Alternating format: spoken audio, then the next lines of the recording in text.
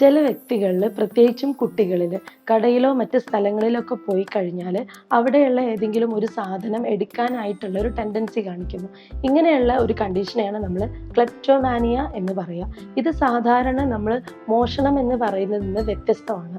കാരണം ഇവർക്ക് ആവശ്യമുള്ള അല്ലെങ്കിൽ യൂസ് ചെയ്യണം എന്ന് ആഗ്രഹിക്കുന്ന ഒരു സാധനമല്ല അവരെടുക്കുന്നത്.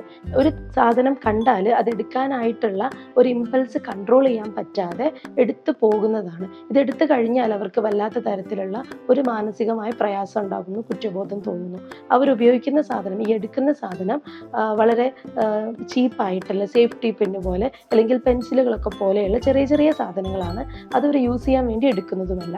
സോ ഇങ്ങനെയുള്ള കാര്യം എടുക്കുമ്പോൾ അവർക്ക് ഉണ്ടാകുന്ന ഈ ടെൻഷൻസ് അല്ലെങ്കിൽ ആളുകളുടെ ഇടയിൽ വെച്ച് ഇത് പിടിക്കപ്പെടുമ്പോൾ ഉണ്ടാകുന്ന പ്രശ്നങ്ങൾ അവരുടെ ഇന്റർപേഴ്സണൽ റിലേഷൻഷിപ്പിനെയും അതേപോലെ പബ്ലിക് ആയിട്ടുള്ള സൊസൈറ്റിയുമായിട്ടുള്ള ഇടപെടലിനെയും വല്ലാതെ ബാധിക്കും.